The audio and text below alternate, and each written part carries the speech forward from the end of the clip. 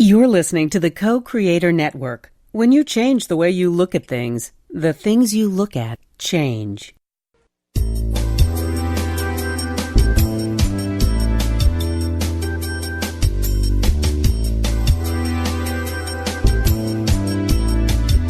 Good afternoon. Welcome to Why Shamanism Now, a practical path to authenticity with your host, Christina Pratt, Director of the Last Mask Center for Shamanic Healing. She's talking about how shamanic skills can bring us to physical, emotional, mental, and spiritual well-being, especially when nothing else can. Now, here's your host, Christina Pratt. Welcome, everyone, to Why Shamanism Now. This is your host, Christina Pratt, and I'd like to begin today by calling in the spirits that they might support us today in our proceedings. I call out to our ancestors, to yours and mine, to all of those who bring that which is good and true and beautiful in your ancestral line, to all of those who bring to you your legacy, to all of those who dreamt of a future. And so you are here as an answer to that dream. I call out to all of those ancestors to be with us here today, to gather round us, to hold us well, that we might learn from those who have gone before us, that we might hesitate in that misstep that has been made again and again and again, and step a bit to the right or the left and open up a new possibility. We ask those who have gone before us to be with us in this day, that we might go forward in a new way that involves inspiration and illumination and healing and change, while we still honor and respect all those who have gone before. We call out to the earth, the great being of this planet on which we are all residing, which we all call home. We call out to this great being and give thanks for the miracle of life, rare and precious as we know it, at least. We give thanks to the earth for the wonder of her dreaming that brought life to this planet, that we might share it here together through connection and interconnection with other humans, with other forms of life, with the elements of the planet itself, the geography, the oceans, the great mountains, the air. With all that is here, we give thanks.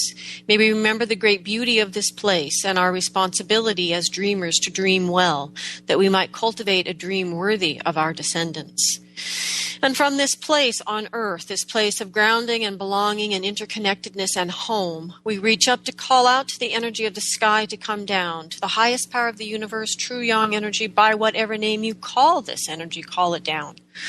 Call down that highest power of the sky to come down into your body, into our proceedings here today, to merge with the energy of the earth, to bring us each into balance, the exact perfect balance that we need in this day, and to bring us generosity and blessing and protection in our proceedings here today. We call out to these energies and ask them to merge within us and help us to call out that most important energy of the heart.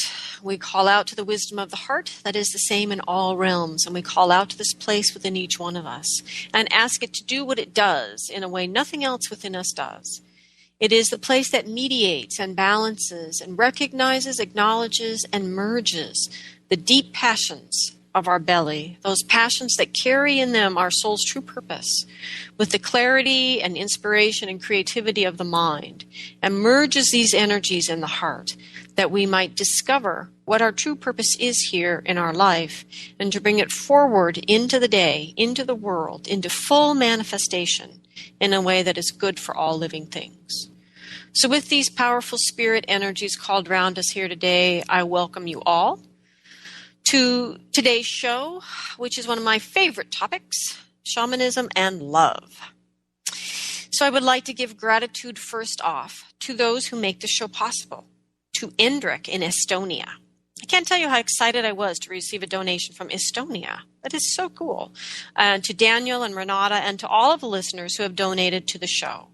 If this show has been meaningful to you in any way, know that you are now able to donate easily to express that exchange of energy between you and the show, and you and the world and the show and all of that. It's very easy. You just go to whyshamanismnow.com. This is the show site. All of the episodes are there to listen or download. So you just go to the site and click on the support button.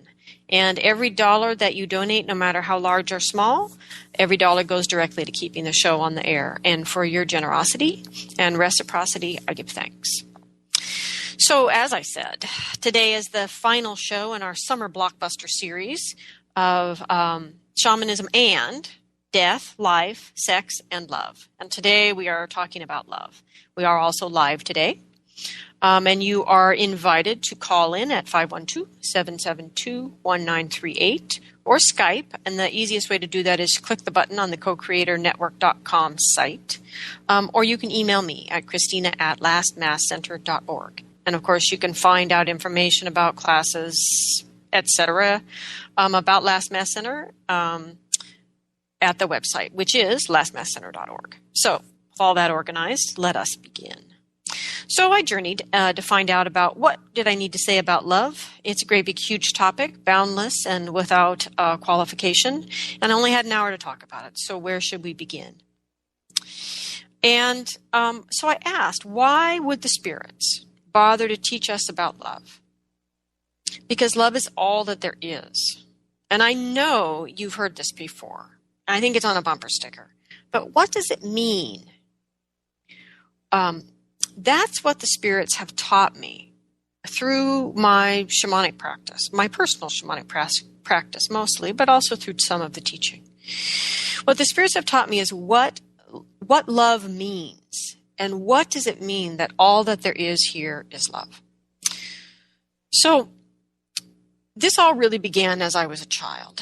So when I was a little kid, I listened to what people were saying to me. I wanted to be a good girl, just like every other first child. And, I was pretty normal. And everybody told me that God is love.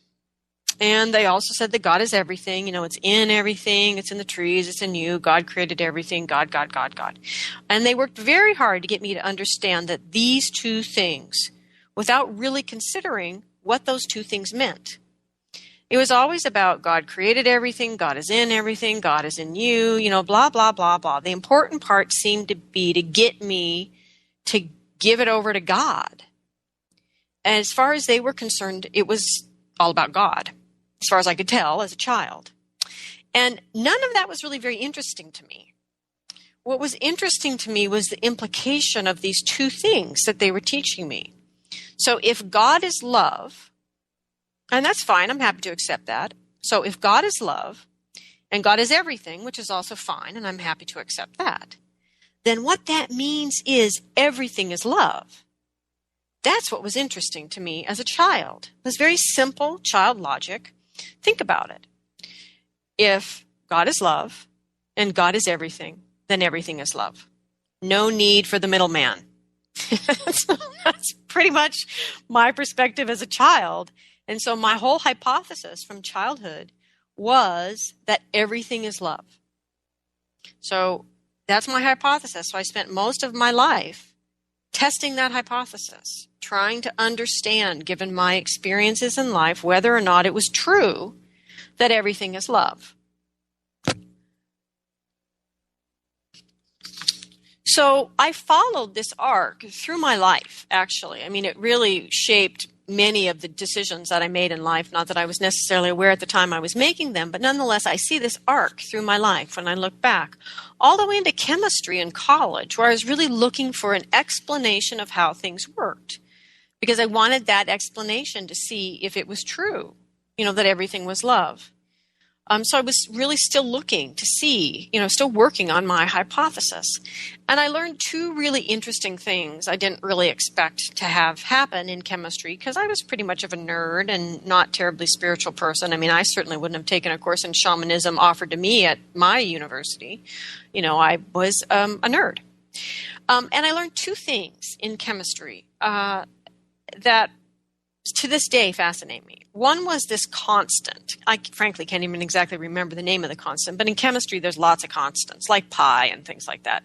So anyway, there was this constant, and this constant is a number. It's found in everything. Every experiment you ever run, there is this constant that is sort of like an energy. No one knows what it is. It's always the same. And everybody always assumed it was error in the equipment. But by the time I was in college, the equipment was pretty good, and the accuracy of the equipment was far beyond this constant. And even though the equipment could now measure things and the experiments accurately, the constant remained. And no one knew what it was. No one could make it go away. No one could define it. And it was present in everything.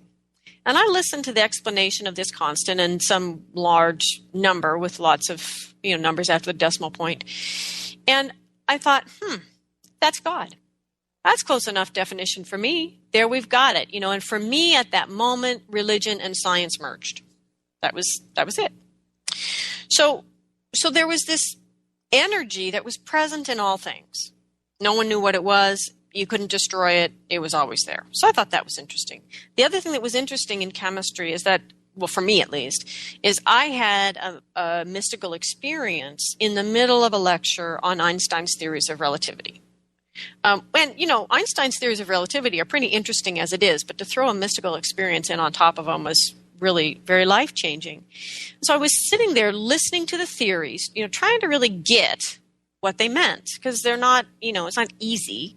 So I'm trying to get what they meant. And so I was looking at my hand taking the notes as I was listening to the lecture, the desk that I was sitting in, which was solid. So my hand is writing down, capturing thoughts, which are elusive and not solid. The desk is solid. This is what I'm sitting in, that I'm writing the notes. And I look to my right, and my friend Jenny Brophy is sitting there. And Jenny Brophy had this amazing, huge head. Well, her head wasn't huge, but her hair was huge. This huge amount of this really curly blonde hair. It was just unbelievable hair. And there was something about the fluidity of the thoughts, the solidity of the desk, and the insanity of that hair, all coming together with the information in the theories of relativity that all of those things were made up of the same things. That at the atomic level, all of that is the same. And I snapped into a mystical experience at that point and only got pulled out of it because the professor, having noticed that I was no longer paying any attention to what he was saying, asked me some question and yanked me out of it, which I'll never forgive him for. But nonetheless, so here I've had this mystical experience, and I've come to really understand what science is telling us, that everything is made up of the same thing. And we can keep smashing those into little and little bits, but we're never going to get it because it's all the same. And we don't know what this is. It behaves weirdly. It behaves differently. It does many, many strange things. It is the great mystery, as the indigenous people mean it. It is the great mystery. So everything is everything. So everything is made of the same thing. And that thing that is unknowable and unmeasurable, well, I guess we can measure it now. But anyway, but that thing that we don't know what it is the great mystery. It is love. So we don't need religion to take us there. Not that you should all stop going to church or temple or mosque or wherever you go. I'm not saying that. I'm just saying we don't need the superstitious aspect of religion to make us take a leap of faith to get there. It's right here in the physical world. We live in a time when science can take us there. If a kid born in Roseburg, Oregon, for goodness sake, who went to public school, can find her way to this idea at 4 years old, we really have no excuse to not get there ourselves. And yet love still challenges us. Love is the most difficult and dangerous form of courage. Courage is the most desperate, admirable, and noble kind of love. This is a quote that I like from Delmore Schwartz. Love still challenges us. Love is the most difficult and dangerous form of courage. Courage is the most desperate, admirable, and noble kind of love. So what is love? Okay, let's talk about what it's not. Love is not the stuff of the stories of your family of origin experiences. I mean, there might have been some love in there, which would be great. But there is a journey that happens to people when they're learning shamanic journeying. And it always happens within the first 2 years, if not the first 2 months, actually. It happens randomly, and rarely is it actually the answer to the question. This is the journey that I call the love of the universe journey. So it usually happens to people, not necessarily as a response to anything they think they're doing in the journey. And what always happens in this journey is they ask their question and they get their answer and blah, blah, blah, blah, blah, blah, blah. And the reality of their own dysfunction, for lack of another word around love, the reality of their questions about love, the reality of their uncertainty about love slips out as a question. They don't know it's happening. It's just there. And their helping spirits respond by being what I believe is the deepest truth of what all of these helping spirits are. They simply become this open channel between the person asking, the person who's there in the journey, and the universe, the source, the great energy of all that is, the whatever you want to call that. The helping spirit becomes purely that conduit. And that true energy of the source flows through that conduit to the person in the journey. And that person is bathed, is saturated, is immersed in the love of the universe. And I don't remotely believe that the love is personal. I don't believe in some personal God up there judging who should be loved and who shouldn't. I don't believe in that at all. It's all energy, folks. That's what I believe. It's all energy. And all that is happening is that the helping spirit is creating a conduit between the person who's having a human experience and the big all that is, the source from which that person came. So it is a moment in which that person is experiencing reality in its deepest, truest sense, that source energy, that love that is everything. And people come out of that journey, reluctantly, number one, but they come out of that journey weeping. And they're weeping cleansing tears. They're weeping and weeping and weeping. And it's a somewhat uncontrolled weeping, but it's not of grief. It's not of depression. It's not of hopelessness or sadness or all these other things that take us sometimes into racking tears and sobs. It is this incredible, deep cleansing tears, deep weeping of cleansing away all that one believed before about the limitations and the frustrations and the challenges of love. And it's all washed away in that moment by that experience of reality that rings the truth chord so soundly that every cell in the body vibrates with the feeling that it's gone home. And in that moment, that person knows love and is completely in love. And it is all entirely about that person and their relationship with their universe. And people have this experience all the time journeying. And this, I believe, is one of the greatest gifts of our helping spirits, is that they teach us the true nature of love and help us to get out of the way so that we can come into right relationship with it. So after this experience, this journey experience, people start to get the hint that our tiny, tiny stories have very little to do with love, that these stories, all those stories they write pop songs about and, romance novels and all that stuff, all those stories, they're not about love. They're about need and want and what you did or didn't happen to get as a child. What did or didn't happen to you as a child, who was or wasn't there for you as a child. That these are stories about your life. They're not right or wrong. They are stories about your life, but they're not about love. They don't define love. As I've said many times before, as an adult, you need to go to that file cabinet in your mind and clean out the love file. In fact, let's go there now. Why not? Unless you're driving the car while you're listening to this podcast or operating some form of heavy machinery, if you are able, sit or stand for just a moment. I'm not going to ask you to go into your heart, oh my God, or into your body, like I do in some meditations. You're just going into your head, and hopefully you're already there anyway. I mean, you are listening after all. So just go into your head. Imagine your head as a space and look around. The old stuff is most likely not been converted to digital information, right? So somewhere in the space of your mind is a file cabinet, most likely. Hopefully it's actually a file cabinet and not just a box of miscellaneous papers. It's most likely a file cabinet because as a child, we do try very hard to organize things. So I'm not quite sure the organizational system of your file cabinet, but nonetheless, there's usually a file cabinet.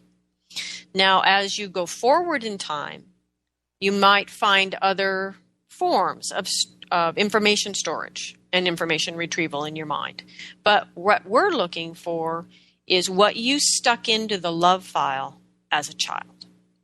So find the file cabinet, move around through the space of your mind. You can walk around in there. It's your mind. You can go wherever you want to, and there's nothing scary in there but you and your own crazy ideas. So go ahead and walk around in there until you find the file cabinet. And for those of you that have lots of rooms up there, just, look for the room that says, files or storage or something. But anyway, find the file cabinet. Visualize yourself moving to the file cabinet, opening up a drawer so you get a sense of what the organizational system is. Since most of you went to school and learned a language, it is probably filed under the alphabet of your original tongue. Maybe not, but most likely. So sort through based on the language of your original first language. Sort through and find the word for love, whatever that is in your mother tongue. And for those of you that got raised by nannies, it may be filed in that language. It may not be your mother tongue, but it may be the language of the woman who cared for you. You never know. It's interesting. It's an interesting question just to find out how your file cabinet is sorted, frankly. Nonetheless, it's there somewhere in the files, your file for love. Notice if it's a big thick file or a little thin file. Notice if it's got any stamps on it, like confidential or dangerous information or anything like that. But ultimately, after you look at the file, take a nice deep breath and exhale. Take a nice deep breath and pull that file out. Just pull it out. It's all right. This is not Mission Impossible. You're not going to get caught. It's your files anyway. You actually already know what's in there. You've just forgotten. And open up that file and begin to sort through what's in there. And you know what? This is your file. If you're finding things in there, you're pretty sure you threw out a long time ago in that 10 years you spent in therapy, or that vision quest you just did, or because you met someone who truly knew how to love you back when you were 16 and changed everything for you. Who knows all the different places you've learned about love. But as you look through this file, feel free to take out what you know is no longer true. And as you visualize these pieces, they can be pictures, so they can be images, they can be an image that provokes a memory, they can be photos of a memory, they can be words on a document, anything, it's all there in the file. It's a file in your mind, it can expand and contract in any direction. But as you sort through that file, you can throw away what you know in your heart of hearts is no longer true. On the other hand, if you find things there that you wish weren't true, but you know in your heart of hearts still are, that you still hold them to be true, it doesn't do any good to throw it away because your mind will put it right back there. So there you go. You found the file cabinet in your mind, and you found your love file. You can go back here at any time, look at what is here, and decide what you want to do about it. For now, with that insight of what's in your file for love in your mind, go ahead and slide that back. Don't screw up your filing system or you'll never find it again. Put it back where it belongs. And let's leave that deep recesses of the storage in your mind and continue on here today. So, what we begin to learn from experiencing our helping spirits' energy in our journeys. and that we begin to experience the energy of our own spirit. And that's one of the subtleties of journeying as a practice, as a personal practice, is ultimately you begin to realize that your helping spirits are engaged with you as spirit, and you begin to sense yourself as a spirit being, not necessarily as a human being. So what we begin to get from this work with our helping spirits about love is we begin to get that there's something more going on here about love than the frustrations of our personal dating history. That there's something more going on here about love than our whining to our therapist about the love that we didn't get. So, are you not capable of giving yourself that love now? Are you not worthy of your own love? Are you not the one perfectly crafted by your life to love yourself exactly as you have always wanted to be loved? So let's flip that around. You are capable of giving yourself love right now.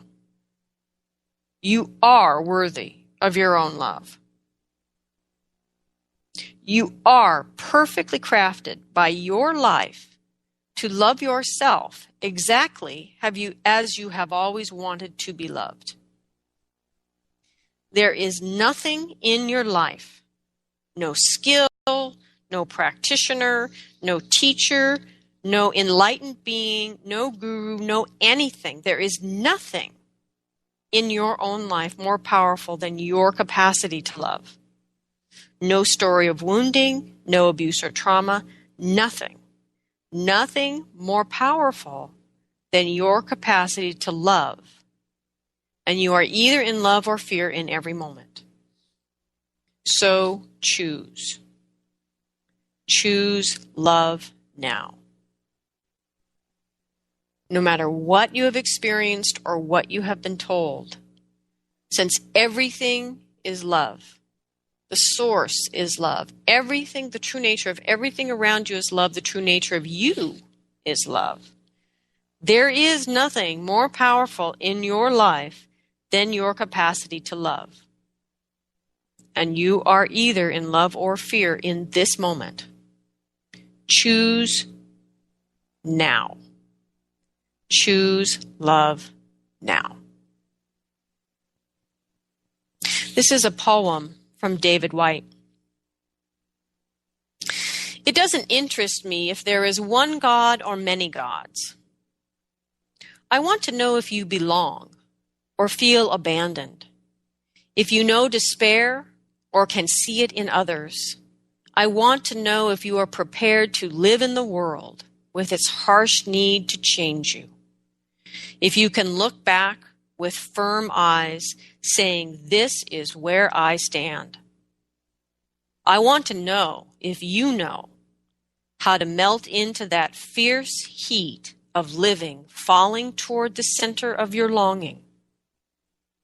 I want to know if you are willing to live day by day with the consequence of love and the bitter unwanted passion of your sure defeat.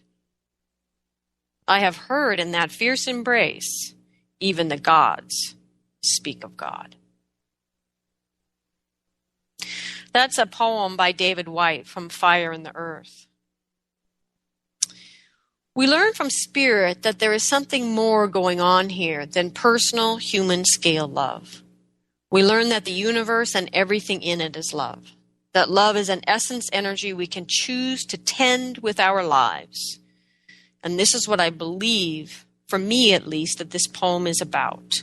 Are you choosing to tend the essence of love with your life?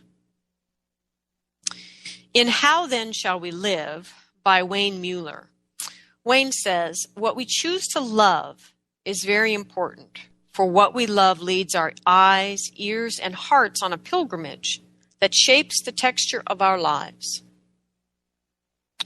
We become what we love.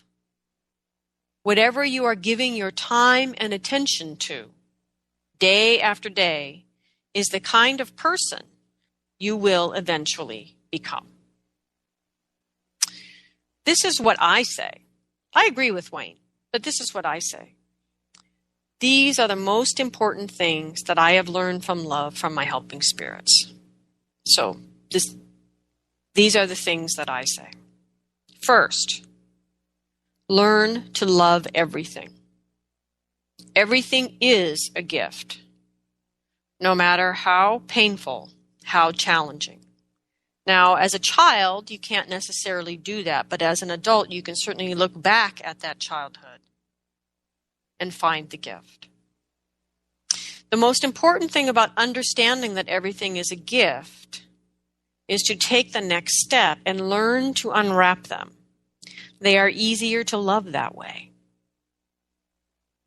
If you simply take the belief, because I've told you to or someone else has told you to, that everything is a gift, then all you're going to do is flog yourself with it. And that's not my point.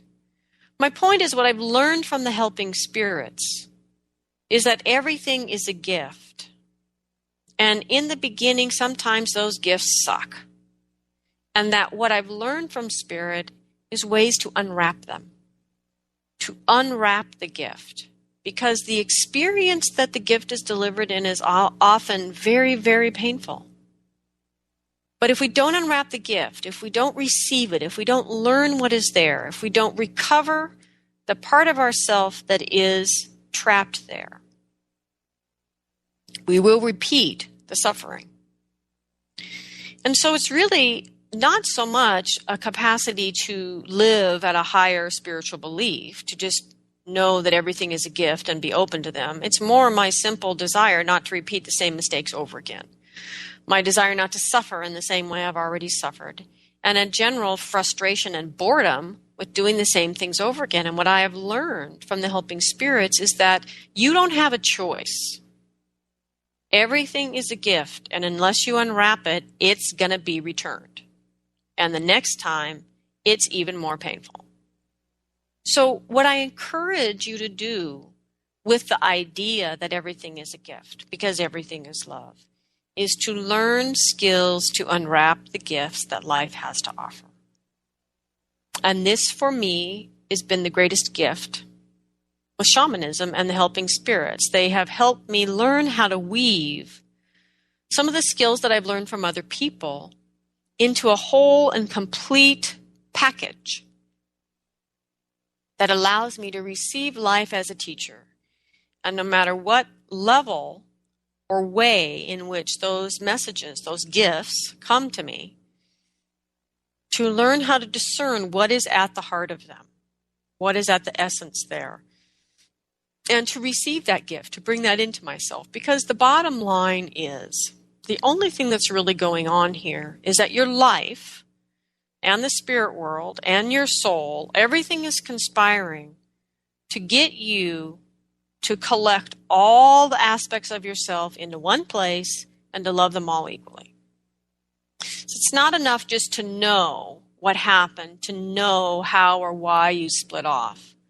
But what's necessary is to retrieve those aspects of yourself. And I don't mean by that everything is soul loss, but to learn the different skills necessary for the different degrees of separation and fragmentation, to bring yourself back. And your life is offering you that path every day.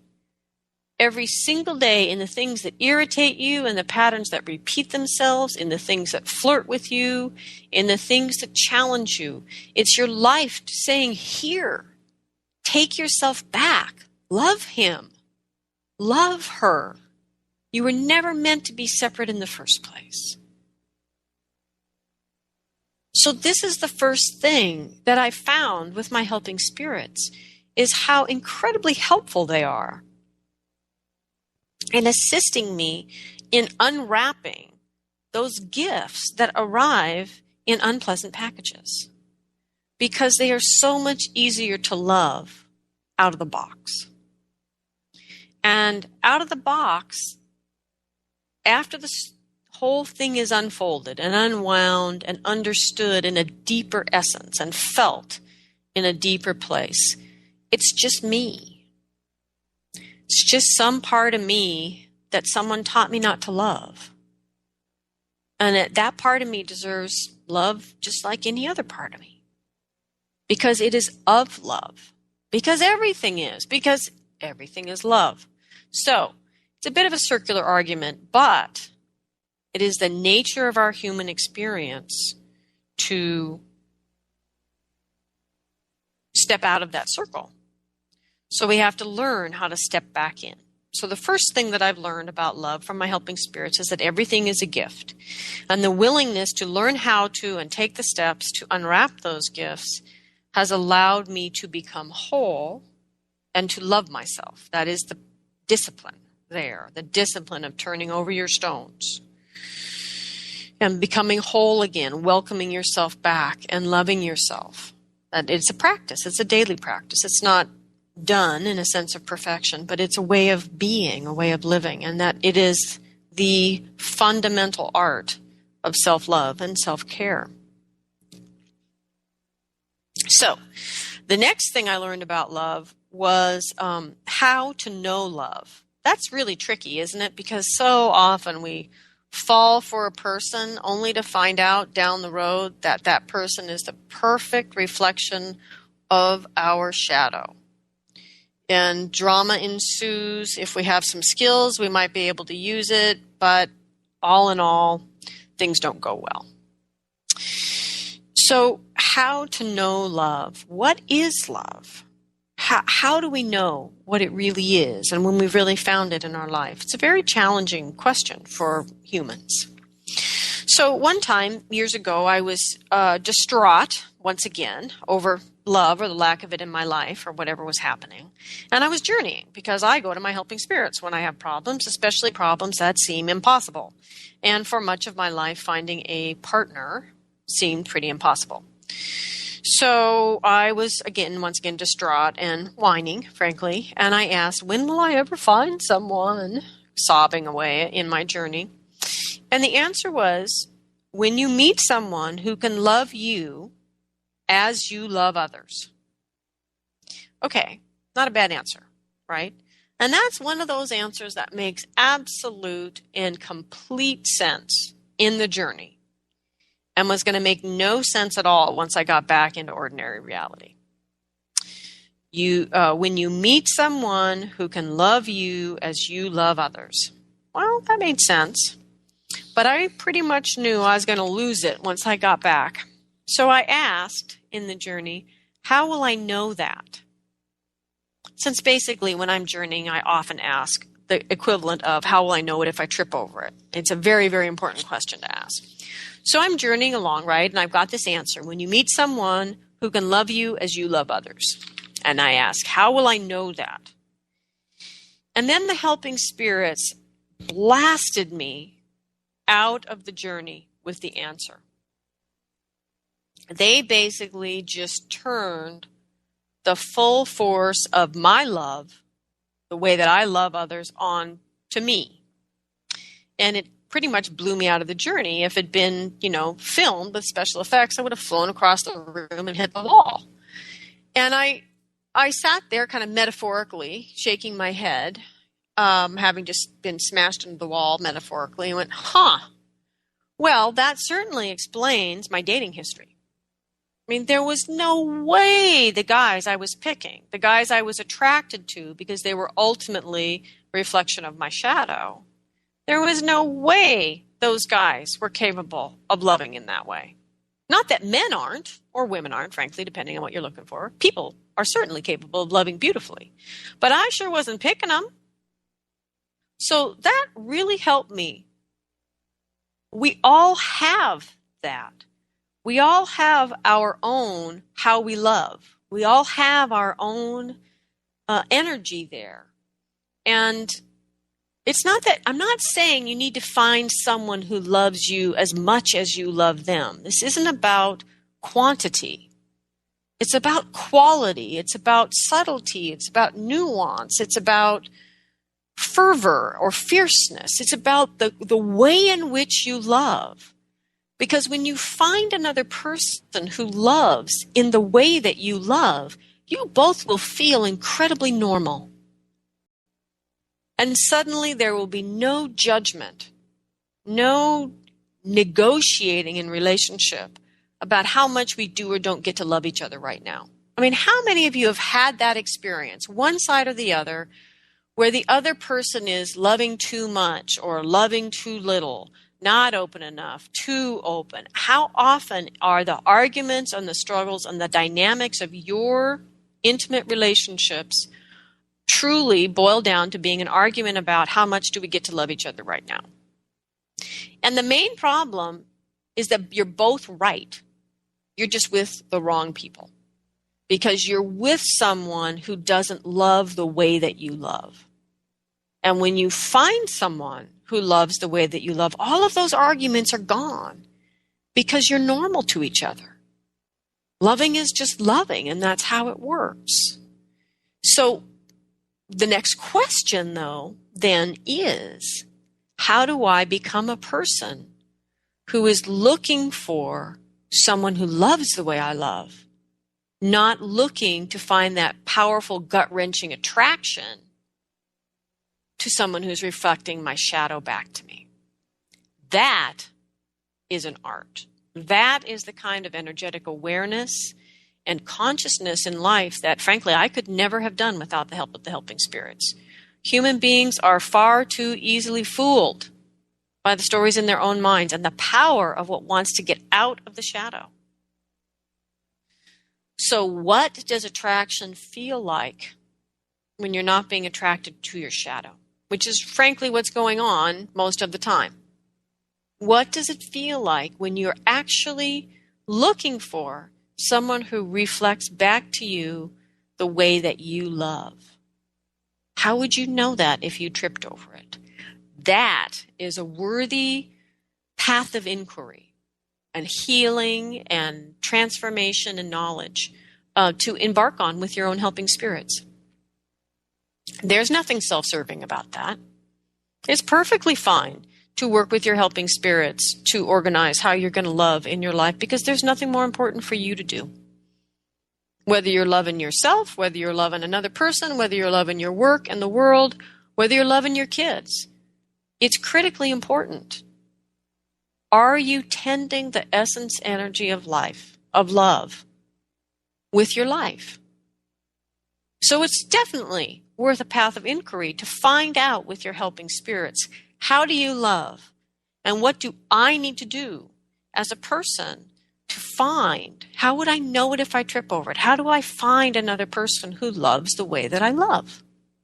So that was the second thing that I learned from spirit. So for me at that time, that answer that I got, getting blasted out of the journey and experiencing coming at me what it feels like when I'm loving someone, what it feels like for them, when I translated that answer into action in my life, it pretty much translated to stop whining, live well, be patient, but aware. So I tried to learn to stop whining. I did my best to live well, and I did my best to be patient, and I'm not a patient woman, but I tried, and to be aware, and that ultimately, over time, that single answer, that single journey, and all the journeys that involved out of that, that answer proved to be 100% true. It took some time, but it was the right answer. So the final and most important lesson that I have learned about love from my helping spirits came in another journey. And as I said, in the beginning of learning to live with the other one, stop whining, live well, and be patient, in the beginning I wasn't so good at the stop whining and the be patient part. It was pretty challenging, actually. So once again, I was being impatient and whining and distraught in a journey. I'm not sure how much time had passed between these two journeys. But anyway, I was horribly brokenhearted and went into this journey and asked, when will I find someone to love me? Seems like a reasonable enough question. Tick, tick, tick. I'm not getting any younger. When? I'm trying. I'm out there. What's going on? People bring this problem to me all the time in healing sessions. We're looking for love. When? When will I find someone to love me? The answer was absolutely clear. You are here to love, not to be loved. You are here to love, not to be loved. The resonance of truth in that answer rocked my world so strongly, it threw me out of the journey space, and I sat in my room and wept. Wept and wept and wept. And these were tears like the ones I talked about in the beginning of the show. They were cleansing tears. But they were tears of grief as well. Because in the power of that truth, the searing, cleansing fire of that truth, I wept for the wounded child within me that had to be released to make space for this truth that I had just been given. Children need love. Children are here to be loved. Adults are here to love. Period. In the face of that truth, I simply had to grow up. That the wounded child sat right in the space that truth needed to plug in so that I could live from it. And I knew that truth was a higher truth than the story of my own wounding. And that's why I can tell you with absolute belief, faith, and confidence that there is no wound in your life that is greater than your capacity to love. Because of this experience right here. And it's critically important that we understand this. This is the most important thing to understand about love. As long as you are looking, you as an adult, are looking to satisfy the unfed needs of your childhood in your relationships, you will find love that is unsatisfying to your adult self. Right, so as long as you're actually unconsciously looking to satisfy the needs of that wounded child in your relationships, that relationship will ultimately be unsatisfying for your adult self.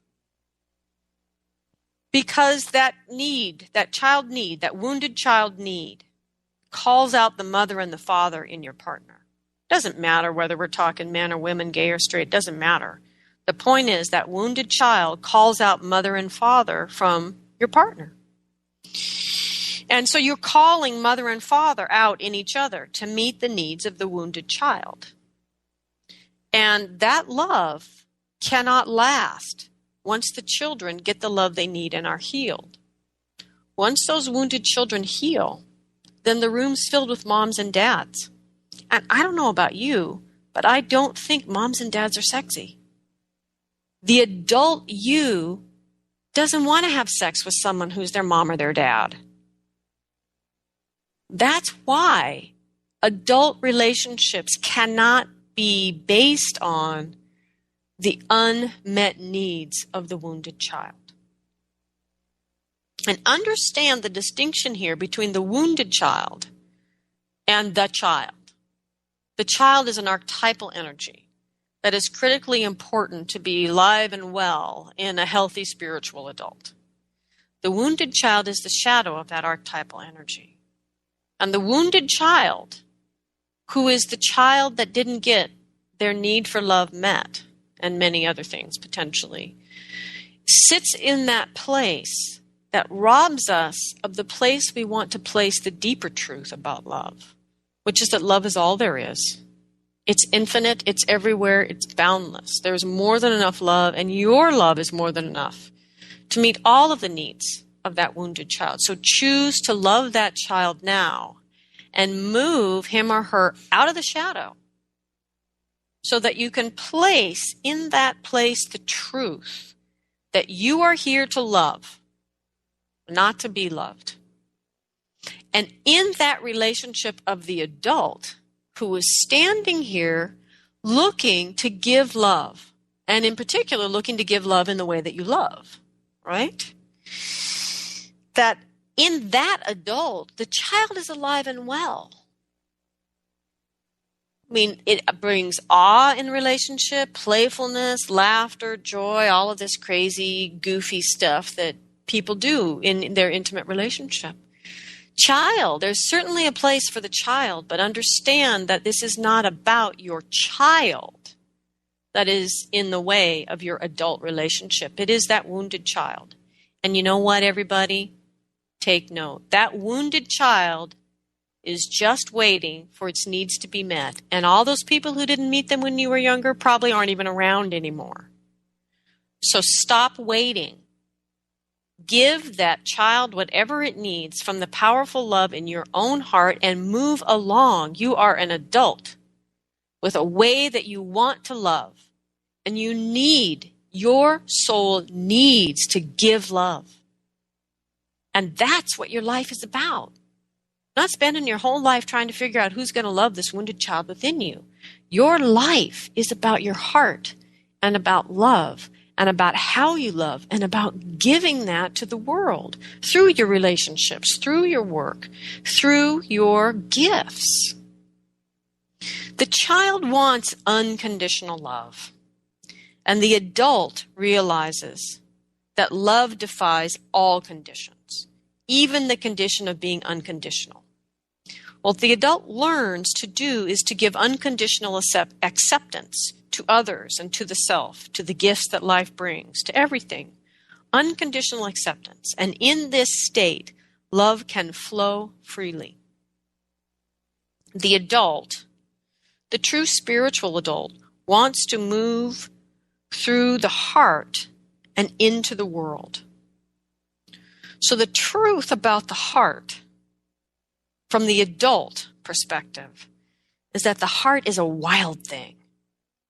The heart consorts with the great mystery when you are sleeping and calls you into passion embrace with things that will kill you again and again. Because it is through this death that you are born into the person you have come here to be. The heart is a wild thing. The heart needs wilderness. It needs freedom. The child, this wounded child, wants safety and unconditional love. But the adult knows it doesn't want love that would accept any conditions. It is a wild thing, the heart. The heart wants wilderness and freedom. It wants the ability to love exactly how it wants to love in this world and to do it. You are here to love. When you find the wilderness of the heart, when you have freed yourself from the stories of need and want, and you can dance that dance of the wilderness, then you are in love. Regardless of where or when or who, you are in love. It doesn't matter who's there. It doesn't matter if anyone is there. It doesn't even matter what you're doing. Because when you find the wilderness of the heart and you bring that open space to all that you do, then you are in love. Your universe, your world, everything about it is actually ultimately made of love. Now, I grant you, there are some very, very, very twisted forms out there right now. I get it. There are some things that would take a very long time to get back to where the love is inside of that expression. But that doesn't mean that the love isn't true. Everything is love. So regardless of where or when or who you are, when you find that wilderness of the heart and can dance that dance of freedom, of openness, allowing yourself simply to love as you love, then you are in love because you are in the flow of the universe. And the nature, the true nature of that universe is love. There's no way out of it other than using your free will to construct for yourself a reality that is utterly against, utterly contrary, utterly removed from the truth of our universe, of our world, of humanity, of all the things born of the dreaming. We're all made of love. That's all there is. That's what it means that love is all there is. That's all it means. It's simple. It's simple and really challenging to do, but what a worthy task. So when it is you and your heart and the universe, then everything gets very simple. And the rest can fall away. When it is you, finally, and your heart, and you understand that all those rules people gave you about love are false, and that your heart is here to love, and you turn that wisdom on to every part of yourself that doesn't feel the love, and you bring them all home.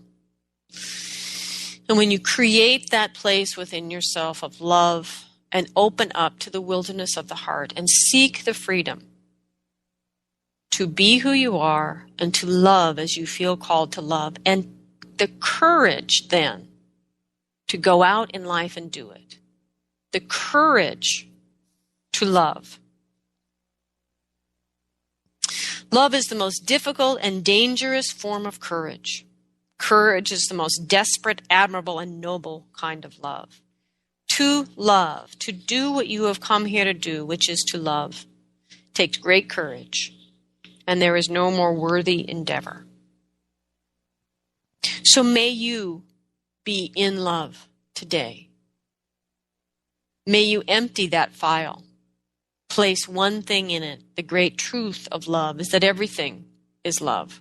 No need for a middleman or a middle woman. No need to even have a partner. That love is your true nature. Choose it now. Thank you, everyone, for joining me here today on Why Shamanism Now. I'd like to give thanks to the ancestors for holding us here today, and especially those ancestors who loved well and fed the energy of love in the dreaming.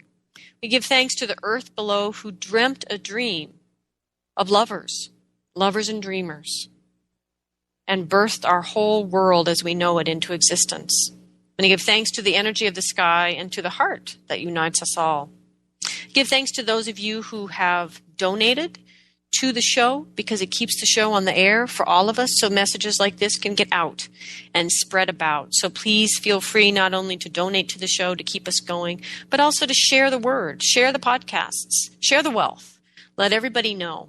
It's easy to find. Things are on iTunes now. They're at the Co-Creator Network, and they're also on whyshamanismnow.com. You can't miss them. Any more information you need about me or about classes is at lastmaskcenter.org. And if you'd like to be warned weekly, alerted weekly about the show, when it is and what the topic is, we are happy to take your email and send you a weekly e-card. And if all you want is that e-card, that's all you get. You don't get put on the big mailing list. And if you'd like to be on the mailing list, you're welcome to do that. Just let us know. So next week, we're gonna shift from our big blockbuster series of the summer, and we're going to talk about little things. We're going to talk about the small sacred things, and how it is through these little things each day that we cultivate or destroy the sacredness of life. And I'd also like to let you all know that we've had Why Shamanism Now has had a wonderful development. That the Society of Shamanic Practitioners has decided to donate to Why Shamanism Now. And so we will be having monthly shows, which will largely be interviews of shamanic practitioners or people sort of interesting in the shamanic world. And these shows will be kind of dedicated in this reciprocal relationship between the Society of Shamanic Practitioners and Why Shamanism Now. And so we'll begin this show series in September, and our first guest that we'll be interviewing is John Lockley, who is a South African man who practices, who is a practicing Sangoma, who is essentially a Zulu shaman. So these are the things coming up for you on Why Shamanism Now. Again, please spread the word and help us to keep the show live and on the air. Thank you all very much for listening here today, and remember, everything is love.